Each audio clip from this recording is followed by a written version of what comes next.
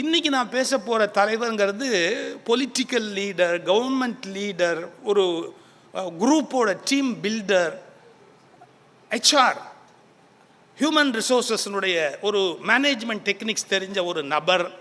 இந்த கோணத்தில் அவர் தலைவர் அப்படிங்கிறத எடுத்து பேசுவதற்கு 2 பேர் காரணம். ஒன்று, நான் ரொம்ப மதிக்கிற என்னுடைய மரியாதைக்குரிய நண்பர் இறையன்பு ஐஏஎஸ் அவர்கள். அவர்கள் ரொம்ப அழகாக மேனேஜ்மெண்ட் சயின்ஸ் பற்றி 2 புஸ்தகம் எழுதியிருக்கார்.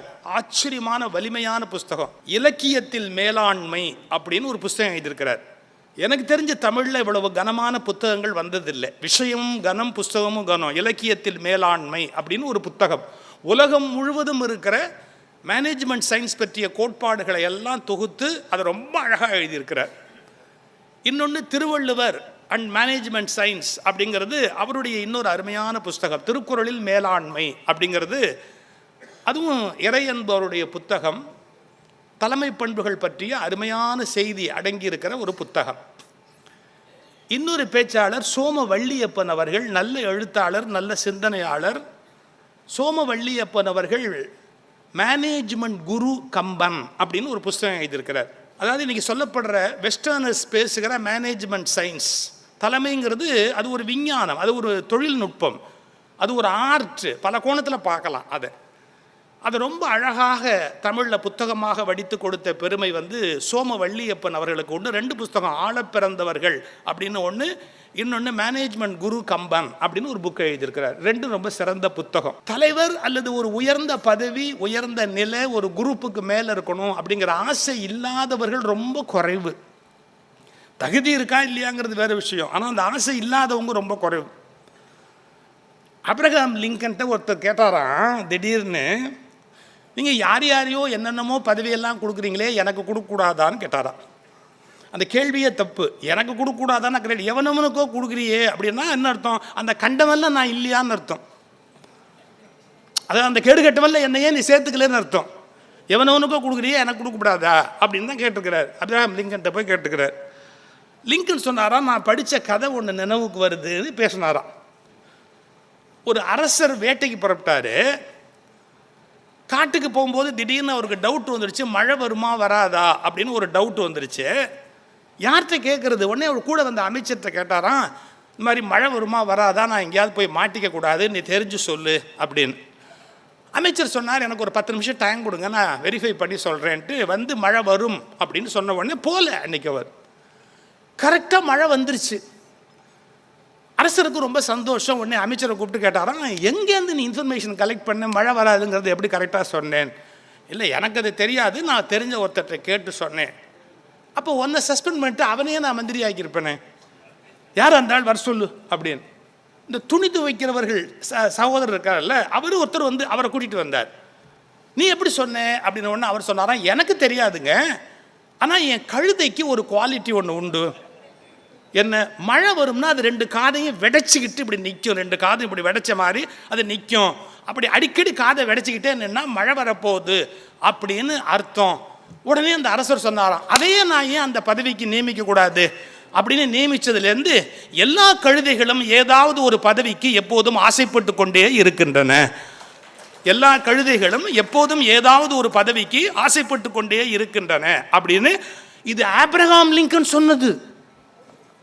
ஏன்னா யார்கிட்டேருந்து நம்ம சொல்கிறோங்கிறதையும் சேர்த்து சொல்லணும், இது ஆபிரகாம் லிங்கன் சொன்னது அப்படின்னு. அதாவது ஒரு உயர்ந்த இடத்தை அடையணும், ஒரு உயர்ந்த பதவிக்கு போகணும், நம்ம எல்லாருக்கும் லீட் பண்ணுற ஒரு இடத்துல இருக்கணுங்கிற ஆசை எல்லாருக்கும் மனசில் உண்டு. அதனால தான் இது முடியலைனாலும் எல்லாரும் தலைவராக இருக்கணும் தான் ரேஷன் கார்டில் குடும்ப தலைவர்னு நம்ம பேர் போட்டிருக்கிறாங்க. அட, எதுலேயும் தலைவராக இல்லாட்டியும் பரவாயில்லப்பா, குடும்ப தலைவர்னாவது உட்காந்துக்க அப்படின்னு அதில் போட்டு விட்டுருக்குறாங்க. ஏன் தலைவர் இல்லாமல் ஒரு அட்மினிஸ்ட்ரேஷன் பண்ண முடியாதா, நிர்வாகம் பண்ண முடியாதா அப்படின்னா கஷ்டம். முதல்ல தலைவர் என்ற சொல் இருபால் இனத்தையும் குறிக்கும். எதுக்கு தலைவன் வேணும்னு டெஃபினேஷன் சொல்கிறான், இலக்கு நிர்ணயிக்க, ஒரு குறிக்கோள் என்னங்கிறத முடிவு பண்ணணும், இலக்கு நிர்ணயிக்க, திட்டமிட, ஒருங்கிணைக்க, ஒரு விஷயத்தை சேர்க்கணும், இணைக்கணும். தனித்தனியாக இருக்கிற விஷயங்கள் எல்லாம் இணைக்க வேண்டியிருக்கும். அவற்றை ஒருங்கிணைக்க, ஊக்கம் தர, அதை செய்து கொண்டு வர்றாங்க பாருங்க டீம், அந்த குழுவினர். அந்த குழுவினருக்கு ஊக்கம் கொடுப்பதற்காக, ஊக்கம் தர, அவர்களுக்கு வழி நடத்தி அவர்களை அழைத்து கொண்டு போவதற்காக வழி நடத்த.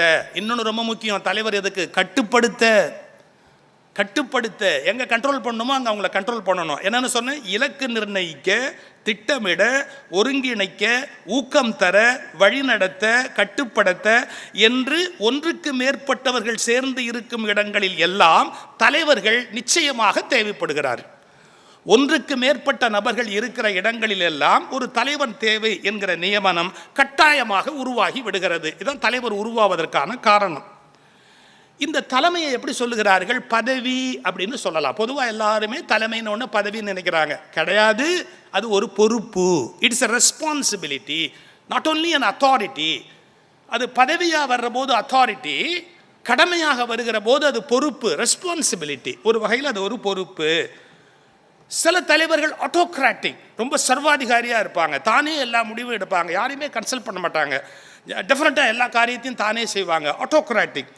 சில பேர் டிக்டேட்டர், சர்வாதிகாரியாகவே இருப்பாங்க. சில பேர் பெனவலண்ட் டிக்டேட்டர், சில விஷயங்களில் கொஞ்சம் கருணை காட்டக்கூடிய நல்ல சர்வாதிகாரியாக இருப்பாங்க.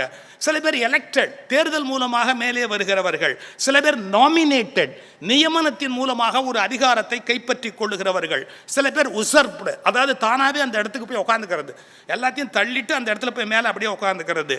இது எல்லாத்த விட ஒரு லீடர் இருக்கிறார், அன்கான்ஸ்டிடியூஷனல் அத்தாரிட்டி.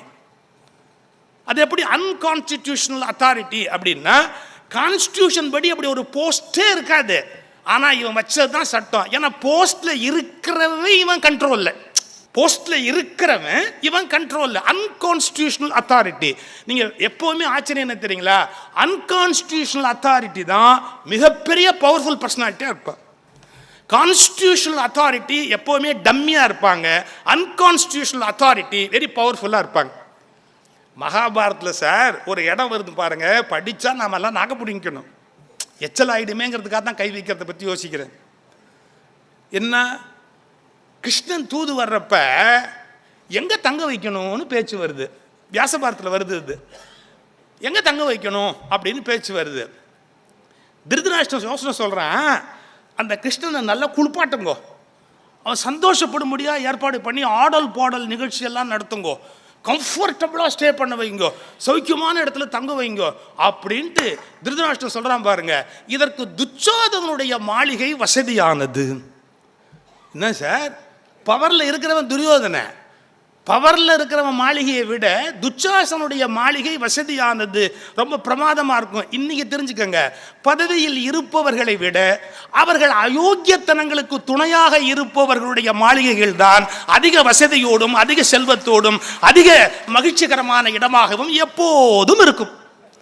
இது எப்போ எழுதியிருக்கிறான்? வியாசபாரதத்தில் எழுதி வச்சிருக்கிறான். வியாசபாரதத்தில் இந்த வார்த்தை வருது. They are unconstitutional authorities. எந்த முறையான தேர்வும் கிடையாது, but they are very powerful. ஆனால் லீடர்ஷிப்புக்கு டெஃபரேஷன் எது ரொம்ப சிறந்தது அப்படின்னு கேட்டால் சர்வன்ட் லீடர்ஷிப் அப்படின்னு ஒன்று சொல்கிறான். எப்படின்னா, ஊழியத்தன்மையோடு கூடிய தலைவர்கள், அவர்கள் சேவகர்கள், மக்களுக்கு நாம் ஊழியம் பண்ணுறதுக்காக வந்திருக்கிறோம் அப்படிங்கிற உணர்வோடு இருக்கிற அரசர்களாக இருக்கலாம், எலெக்டட் பர்சனாலிட்டியாக இருக்கலாம், யார் வேணாலும் இருக்கலாம். சர்வன்ட் லீடர்ஷிப் அப்படிங்கிற ஒரு கருத்தை முன்வைக்கிறார்கள். இப்போ சர்வன்ட் லீடர்ஷிப் அப்படிங்கிறதுக்கு என்ன அடையாளம் அப்படின்னு கேட்டால், அவங்க எந்த விதமான சேவைக்கும் உடனே தயாராக இருக்கிறாங்க. தன்னுடைய போஸ்ட்டை பற்றியோ அதனுடைய ஆடம்பரத்தை பற்றியோ இல்லை அதற்குரிய சௌகரியங்களை பற்றியோ அவங்க கவலைப்படுறதே இல்லை. மரத்தடியில் படுத்துக்குவாங்க, கடைசியாக சாப்பிடுவாங்க. ரொம்ப முக்கியம். ஒரு நல்ல தலைவனுக்குரிய அடையாளம் முதலில் சாப்பிடுகிறவன் அல்ல, கடைசியில் சாப்பிடுகிறவன். எல்லாரும் சாப்பிட்டாச்சா? சாப்பிட்டாச்சு, சாப்பிட்றேன் சார். பல குடும்பத்தில் கூட அப்பாவை அம்மாவையும் அப்பாவையும் மருமக கவனிச்சாலா கவனிக்கலையா, மருமக சரியாக கவனிக்கலை அப்படின்னு கம்ப்ளைண்ட் பண்ணுவாங்க. எந்த வீட்டில் புருஷன் முதல்ல மனைவியை கேட்க வேண்டிய கேள்வி, அப்பா சாப்பிட்டாரா, அம்மா சாப்பிட்டாச்சா? என்றைக்கும் அம்மாவும் அப்பாவும் சாப்பிட்டதுக்கு அப்புறம் எனக்கு சாப்பாடு போடு அப்படின்னு ஒரு இன்ஸ்ட்ரக்ஷன் கொடுத்தா போகிறோம். வீட்டில் அப்பாவும் அம்மாவும் தானாக கவனிக்கப்படுவார்கள். He must be the last person to take food. எடுத்துக்கிறதுக்கு கடைசியாக இருக்கணும். ஏன்னா முதல்ல சாப்பிட்டாச்சுன்னா போயிடும். எம்ஜிஆர் அவர் உட்கார்ந்துருக்கும் போது ஷூட்டிங்கில் யார் வந்தாலும் சாப்பிட்லாம் அப்படிம்பார். அவருடைய பழக்கம் அது. ஒரு தடவை அப்படி ஷூட்டிங் முடிஞ்ச உடனே வாங்க வாங்க எல்லோரும் சாப்பிட்லாம், எல்லாம் சாப்பிட்லாம், எல்லாம் சாப்பிட்லாம் அப்படிங்கிறாரு. கிட்டக்க வந்து ஒரு காதில் சொன்னாங்க, இங்கே 40 பேர் இருக்காங்க, 30 பேருக்கு தான் சாப்பாடு வந்திருக்குது, 30 பேர் சாப்பிட்லாம், 10 பேர் அப்புறமா தான் சாப்பிட்ணும், தோட்டத்துக்கு சொல்லியாச்சு சாப்பாடு வந்துடும், ஆனால் அவசரப்பட வேண்டாம் அப்படின்னு. அப்படியா அப்படியா இந்த நீ உட்கார் ஒரு 30 பேர் முதல்ல உட்காருங்க, 10 பேரோட நான் கடைசியாக சாப்பிட்றேன்னு தன்னை லாஸ்ட்டில் கொண்டு போய் வச்சுக்கிட்டார். இருக்கிறவங்களாம் ஒத்துக்குவாங்க. அவன் சொன்னான், இல்லை நீங்கள் முதல்ல சாப்பிடுங்க. அவர் சொன்ன பதில் ரொம்ப டாப் தெரியுமா? பாரு, நான் முதல்லையே சாப்பிட்டேன்னு தோட்டத்துக்கு தெரிஞ்சிட்டா இதே ஸ்டாண்டர்டில் எல்லா சாப்பாடும் வராது. நான் இன்னும் சாப்பிடலன்னு தெரிஞ்சாதான் இப்போ வந்த சாப்பாட்டினுடைய தரத்திலேயே அடுத்த சாப்பாடு வரும். அதனால் நான் அப்புறமா சாப்பிட்டுக்கிறேன், முதல்ல அவங்கள சாப்பிட சொல். இதெல்லாம் சின்ன விஷயமா இருக்கலாம், ஆனால் தன்னை சுற்றி இருக்கிற எல்லாரும் சௌரியமாக சாப்பிட்டாங்களா அப்படின்னு பார்க்கறது, கடைசியாக நான் சாப்பிட்டுக்கிறேன்னு சொல்கிறது, இதெல்லாம் தலைமை பண்புக்குரிய ஒரு அடையாளம். திருவண்ணாமலையில் ரமண மகரிஷியோட பர்த்டே நடக்குது. அவர்கிட்ட போய் கேட்டாங்க, உங்கள் பர்த்டே நடத்தலாம்னு இருக்கிறோம், நீங்கள் அதுக்கு ஆசீர்வாதம் பண்ணணும். அவர் ஃபஸ்ட்டு கொஸ்டின், பியூட்டிஃபுல் கொஸ்டின், எந்த ஜென்மாவிலேருந்து ஆரம்பிக்கலாம்னார். இப்போ பர்த்டேங்கிற எந்த ஜென்மத்திலேருந்து பர்த்டே ஸ்டார்ட் பண்ணலாம் அப்படின்னு. எங்களுக்கு மற்ற ஜென்மத்தை பற்றி என்ன தெரியும், இந்த இருக்க ஜென்மத்திலேருந்து தானே, இப்போ இருக்கிற நட்சத்திரம் தானே கையில் இருக்குது, அதில் வச்சுக்கலாம்னு. ஓ இஷ்டம் அப்படின்ட்டு.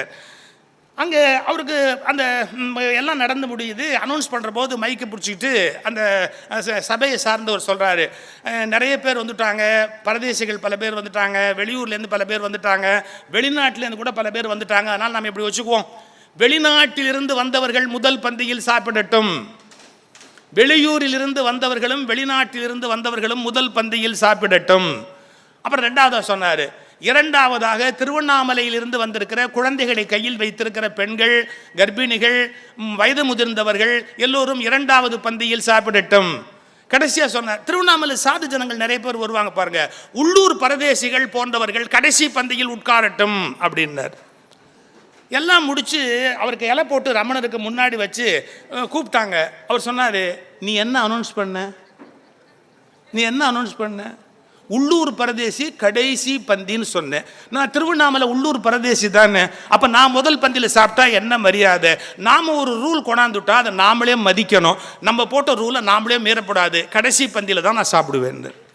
நீ முதல் பந்தியில் போடாது, நான் உள்ளூர் பரதேசி, நம்ம ஒரு ரூல் போட்டால் நம்ம மதிக்கணுமா இல்லையா? நான் வெளிநாட்டிலேருந்து வந்திருக்கிறேன், வெளிநாட்டுக்காரங்க தானே முதல் பந்தியில் உட்காரணும், புரிஞ்சுக்கோ அப்படின்னார். இதெல்லாம் சின்ன விஷயமா இருக்கலாம். This is called servant leadership. ஒரு மனோநிலையில் தன்னை அது மாதிரி வைத்துக்கொண்டு அப்படிப்பட்ட தலைவனாக தான் இருப்பதற்கு தயாராக இருக்கணும். அதுக்கு என்ன வேணும்? பணிவு இருக்கணும். நான் தான் பெரிய தலைவன் ஆகிட்டேன்னா எனக்கு மேலே யாருமே இல்லையே, தி பாம்ப் அண்ட் ஹானர், எனக்கு இருக்கிற மரியாதை, எனக்கு இருக்கிற வரவேற்பு, நான் தான் இருக்கிறதுல எல்லாத்த விட பிரதானமானவன் அப்படின்னு சொன்னால் அது லீடர் தான், அவன் தலைவன் தான். அவன் எல்லாராலும் எல்லா காலத்திலும் வணங்கப்படுகிற தலைவனாக இருக்க மாட்டான், பயப்படுகிற தலைவனாக வேண்டுமானால் இருப்பானே ஒழிய கடைசி வரை உலகம் வணங்குகிற தலைவனாக ஆக முடியாது. That is a difference. நீங்கள் பயப்படுகிற தலைவன் என்பவன் வேறு, வணங்குகிற தலைவன் என்பவன் வேறு. இப்போ நீங்கள் ராமன் அந்த குவாலிட்டி எங்கே பார்க்குறீங்க? தன்னை பெருசாக நினைக்க வேண்டிய இடம்னு ஒன்று இருக்குது, தோழமையாக நினைக்க வேண்டிய இடம்னு ஒன்று இருக்குது, தன்னை குறைவாக நினைக்க வேண்டிய இடம்னு ஒன்று இருக்குது. சார் அப்பா கிட்ட பணிஞ்சு போகிறதோ, அம்மா கிட்ட பணிஞ்சு போகிறதோ, குல குரு கிட்ட பணிஞ்சு போகிறதோ குவைட் நேச்சுரல். ஏன்னா வயசில் பெரியவங்க, அவங்க அந்தஸ்தில் பெரியவங்க, கல்வியில் பெரியவங்க, துறவிகள், ராமர் பணிகிறார். இதெல்லாம் அவருடைய பணிவுக்கான அடையாளம். எந்த மகரிஷியை பார்த்தாலும் அவர் பணிவாக நடந்து கொள்கிறார், பெரியவங்களை பார்த்தா பணிவாக நடந்து கொள்கிறார். தன்னை விட தனக்கு கீழே இருக்கிறவங்களையும் அவர் மதிக்கிறாரா? உங்களுக்கு அந்த இடம் தெரிஞ்ச இடம் தானே. இடங்கள் உங்களுக்கு நான் சொல்ல போகிற இடம் எதுவுமே தெரியாதுன்னு சொல்ல முடியாது. போர் முடிஞ்சது, ஆஞ்சநேயனை பார்த்து என்ன சொல்கிறாரு? போர் உதவிய தின் தோள்களால் பொருந்துற புல்லுதி அப்படின்னு சொல்கிறாரு. உங்களுக்கு தெரியும், நீங்கள் கம்பன் விழா கேட்ட யாருக்கு இந்த இடம் தெரியாமல் போக முடியாது. எப்போதுமே தழுவுகிறவன் பெரியவன், தழுவப்படுகிறவன் சிறியவன். வயசில் தழுவுகிறவன் போய் தழுவுறான்ல, அவனுடைய கை அப்படி முன்னாடி போகுதுன்னா அவன் பெரியாள் அப்படின்னு அர்த்தம். தழுவப்படுகிறவனாக தன்னை எவன் கொடுக்கிறானோ அவன் தன்னை குறைச்சிக்கிறான் அப்படின்னு அர்த்தம். அனுமனிடத்தில் தான் தழுவுகிறவனாக இல்லாமல் தழுவப்படுகிறவனாக ராமன் தன்னை தருகிறான் என்றால் தாழ்ந்து போகிற அந்த இயல்பு அவனிடத்தில் இருப்பதால் சர்வன்ட் லீடர்ஷிப் என்பதற்கான அடையாளம் ராமனிடத்தில் இருக்கிறது. இந்த லீடர்ஷிப் குவாலிட்டியில் இருக்க வேண்டிய அந்த பணிவு, மற்றவர்களுக்கு தர வேண்டிய முக்கியத்துவத்தை தருகிற அந்த இயல்பு அவருக்கு இருக்கிறது என்பதை அந்த கோணத்தில் பார்க்கலாம். ஒய் தலைவன் எதுக்காக வேணும் அப்படின்னா, நீங்கள் இங்கே பல பேர் பிரெஞ்சுக்காரங்களை பார்த்துருப்பீங்க. உலக வரலாற்றிலேயே நெப்போலியன் ஒரு வித்தியாசமான தலைவர். ஏன் நெப்போலியன் வித்தியாசமான தலைவன்? அவன் எப்படி தலைவனாக வந்தாங்கிறதே பல பேருக்கு தெரிஞ்சிருக்கலாம், தெரியாமலும் இருக்கலாம். அவங்க அப்பாவோட அவன் அவங்க அப்பா வேலை பார்க்குற இடத்துக்கு போகிறான். அவங்க அப்பா வேலை பார்க்குற இடத்துக்கு போகும்போது அவங்க அப்பாவை அவர் திட்டுறாரு, கண்ணா பின்னான்னு திட்டுறாரு, அவர் பாட்டுக்கு திட்டுறாரு. அப்போ நெப்போலியனுக்கு ரொம்ப கஷ்டமாக இருக்குது. நம்ம அப்பாவை நெப்போலியன் குடும்பம் ரொம்ப பெருசு. அவங்க அப்பா ஒரு வழக்கறிஞர், அவர் ஒரு பிரபுக்கிட்ட வேலை பார்க்குறார். இவர் மரியாதை இல்லாமல் நிற்க வச்சு பேசுகிறாரு அவங்க அப்பாவை. நெப்போலியனால் தாங்க முடியல. வீட்டுக்கு வந்தோன்னே ரொம்ப கோபமாக கேட்குறான், யார்ப்பா அவனை அப்படி திட்டுறா, நீ பேசாமல் கேட்டுக்கிட்டு இருக்கிறியேன்னு. அவர் ஒரே ஒரு வார்த்தை சொன்னார், அவர் தாண்டா என்னுடைய பாஸு, அவர் திட்டுறதுக்கு சேர்த்து தாண்டா சம்பளம் கொடுக்குறாருன்னார். எப்போவுமே முதலாளி கொடுக்குற சம்பளம் திட்டுறதுக்கு சேர்த்து தான் கொடுக்குறாங்க. அதுவும் கெட்ட வார்த்தையில் திட்டினா கூட கொஞ்சம் கொடுப்பாங்க, அதெல்லாம் கணக்கு இருக்குது. இங்கிலீஷில் திட்டுறாங்களா, கெட்ட வார்த்தையில் திட்டுறாங்களா, அதெல்லாம் கணக்கு இருக்குது. அது அதுக்கு தகுந்த மாதிரி இருக்கும். இப்போ இதை திட்டத்துக்கு சேர்த்தாண்டா அவர் சம்பளம் கொடுக்குறாருன்னு. நெப்போலியன் கேட்ட கேள்வி ஆச்சரியமான கேள்விங்கப்பா. என்ன கேள்வி தெரியுங்களா? அப்பா, அப்போ நான் அவர் இடத்துக்கு வரணும்னா, அப்பாவை திட்டணும்னு உனக்கு ஆசையான்னு எனக்கு தெரியாது, நான் அப்போ அவர் இடத்துக்கு வரணும்னா நீ அவசரப்படாதேன்னார் அவங்க அப்பா. திரும்பி ஒரு நாள் போகும்போது என்னாச்சு, அவர் வீட்டில் ஒரு விருந்து. அந்த விருந்துக்கு நெப்போலியன் போகிற அன்னைக்கு என்னன்னா, இவங்க அப்பனை எவன் டோஸ் விட்டு திட்டினானோ அவனை ஒருத்தர் திட்டிக்கிட்டு இருக்கிறான். நெப்போலியன் இப்படி பார்த்துட்டு, என்ன நம்பாள் இங்கே பம்மிக்கிட்டு இருக்கிறான், நேற்றுக்கெல்லாம் அந்த ஆட்டம் ஆண்டவன் இன்னைக்கு பம்மிக்கிட்டு இருக்கிறாருன்னு வீட்டுக்கு வந்து அப்பாட்ட கேட்டான். அவன் யாருன்னா, அவன் தாண்டா அவருக்கு பாஸு அப்படின்னா. அப்போ நெப்போலியன் கேட்ட ஒரே ஒரு கேள்வி தெரியுங்களா என்ன, எல்லாரையும் திட்டுறவங்கிறவன் யாருப்பான்னு. எல்லாரையும் திட்டுறவன் அப்படிங்கிறவன் யாருப்பா? அவனை யாரும் திருப்பி திட்ட முடியாது. எல்லாரையும் திட்டுறவங்கிற யார்? அவர் பிரெஞ்சோட மன்னர் ஒருத்தர் தாண்டா, பிரான்ஸோட மன்னர் ஒருத்தர் தான் எல்லாரையும் திட்டுற அதிகாரத்தில் உள்ளவர், அவரை யாருமே திட்ட முடியாது. அப்படியானால் நான் ஒரு நாள் அந்த இடம் வருவேன். அவனுடைய லீடர்ஷிப் பயணம் அவ்வளோ சுகமானது அல்ல, ஏன்னா கொஞ்சம் குரூட். அது எல்லாரையும் திட்டுற இடத்துக்கு நான் வரணும் அப்படின்னு சொன்னான் நெப்போலியன். ஆச்சுங்களா? பின்னால் அந்த இடத்துக்கு வர்றான், எல்லாரையும் திட்டுற இடத்துக்கு நான் வரணும் அப்படின்னு சொல்லி அந்த இடத்துக்கு அவன் வர்றான். ஆனால் அவங்க அப்பா என்ன சொன்னார் தெரியுமா? அவன் சொன்ன உடனே, அதுக்கு வாய்ப்பு இல்லைடா மகனே, அதுக்கு நீ என் பிள்ளையா பிறந்து தொலைச்சிட்ட, நான் ஏழை, நீ என் மகன் ஒரு நாளும் பிரெஞ்சுக்கு மன்னராக வர முடியாது, நீ மகாராஜா பிள்ளையா பிறந்தாதான் வர முடியும், அதை பற்றி எனக்கு கவலை இல்லை, நான் வருவேன்னா வந்தான். நான் அந்த இடத்த இப்போ பேச விரும்பலை. ஆனால் ஒரு தலைவன் தன்னுடைய எண்ணங்களின் மூலம் பயணம் செய்கிறான்ங்கிறதுக்கு அவன் ஒரு அடையாளம். நான் எந்த இடத்துல உட்காருவேன்னு நினைக்கிறேனோ அந்த இடத்துல உட்காருவேன் அப்படின்னு அடைஞ்சான். அதனால தான் அவனுடைய முடிசூட்டு விழாவின் போது பாருங்க, போப்பாண்டவரை கூப்பிட்டு எனக்கு முடிசூட்டுறதுக்கு வான்னு சொன்னான். ஆனால் அந்த பொன்முடியை கொண்டு வந்து வச்ச போது தன்னுடைய வாள்களால் அந்த முடியை அப்படி தூக்கி தலைமையில் வச்சுட்டான். ஏன்டான்னு கேட்டான். இது வாளால் அடைந்த முடி என்பதால் வாளாலேயே பொருத்தி கொண்டேன்னா, நான் என்னோட பலத்தால் அடைஞ்சது, அதனால நான் என் தலையில் நானே இதை வச்சுக்குவேன் அப்படின்னு. அந்த நெப்போலியன் என்ன சொல்றான், ஒரு தலைவன் எவ்வளவு இம்பார்ட்டன்ட் அப்படிங்கிறதுக்கு ஒரு பொன்மொழி சொல்றான். என்ன சொல்றான் தெரியுங்களா? 100 சிங்கங்கள் உள்ள கூட்டத்திற்கு 100 சிங்கங்கள் உள்ள கூட்டத்திற்கு ஒரு நாயை தலைமை ஏற்க வைத்தால் அவைகள் நாயை போலவே போரிடும். 100 சிங்கங்கள் கீழே இருக்கலாம், ஆனால் ஒரு நாயை கொண்டு போய் அதுக்கு தலைவனா நீ உட்காத்தி வச்சுட்டு அப்படின்னா, 100 சிங்கங்கள் உள்ள கூட்டத்திற்கு ஒரு நாயை தலைமை ஏற்க வைத்து விட்டால் அவைகள் ஒரு நாயை போலவே போர் செய்ய தொடங்கும். மாறாக 100 நாய்கள் மட்டுமே கைவசம் இருந்தாலும் அதற்கு ஒரு சிங்கம் தலைமையேற்று விட்டால் ஒருவேளை 100 நாய்களும் சிங்கங்களை போல் சண்டையிட தொடங்கும். அதாவது ஒரு தலைவன் அவ்வளவு பெரிய மாற்றத்தை கொண்டு வர முடியுமா? Is it practically possible? பேசிக்கலாக 100 நாய் இருக்கு, ஒரு சிங்கம் தலைமை வச்சு அப்படின்னா அது மாற்றிட முடியுமா? இது கொஞ்சம் மிகை தான், இது எக்ஸாஜரேட்டட்.